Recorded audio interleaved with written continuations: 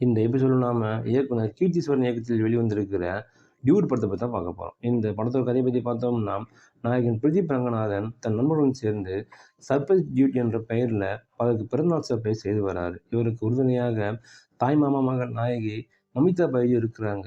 இருவரும் நெருங்கிய நண்பர்களாக இருந்து வராங்க. ஒரு கட்டத்துல மமிதா பைஜுக்கு பிரதீப் மீது காதல் ஏற்படுது. ஆனால் பிரதீப் மமிதா பைஜு மீது காதல் வரல, தோழியா தான் பார்க்கிறேன் என கூறி காதலை மறுக்கிறாரு. 6 மாதங்களான நிலையில பிரதீப்புக்கு மமிதா பைஜு மீது காதல் ஏற்படுது. ஆனால் மமிதா பைஜு வேறொருவரை காதலிப்பதாக சொல்லி காதலை ஏற்க மறுக்கிறாங்க. உடனே பிரதீப் மமிதா பைஜுவை காதலுடன் சேர்த்து வைக்க முடிவு செய்கிறாரு.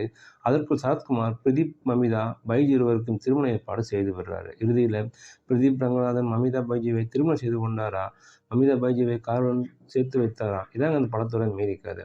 படத்தில் நாயகன் நடித்திருக்கும் பிரதீப் ரங்கநாதன் தனக்கே உரிய ஸ்டைல்ல நடித்து அசத்திருக்கிறார்னு சொல்லலாம்.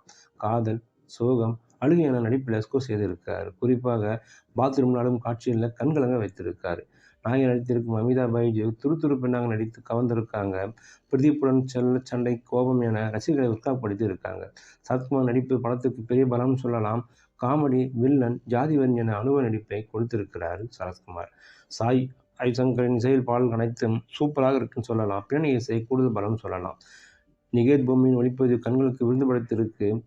தற்போது இருக்கும் சூழ்நிலையிலும் வேற ஜாதி பிடிக்கவில்லை என்று சொல்லுபவர்கள் சாகுங்கள் என அடுத்தவனை சாகடிக்கிறீர்கள் என்பதை இளைய தலைமுறைக்கு ஏற்றவாறு சொல்லியிருக்காரு இயக்குனர். ஜாதி ஒரு ஒன்லைனாக இருந்தாலும் படம் ஆரம்பம் முதல் இறுதி வரை காதல், நட்பு, காமெடி, சுவாரஸ்யம் என்று விறுவிறுப்பாக திரைக்கு நகர்த்தியிருக்கிறார் இயக்குனர்.